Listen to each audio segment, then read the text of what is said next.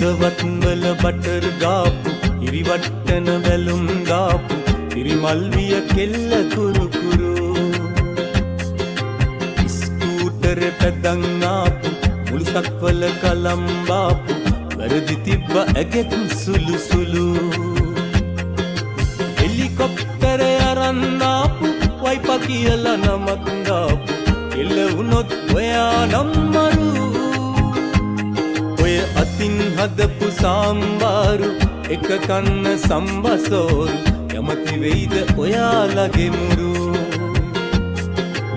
කැමති වෙයිද ඔයාලගේ මුරු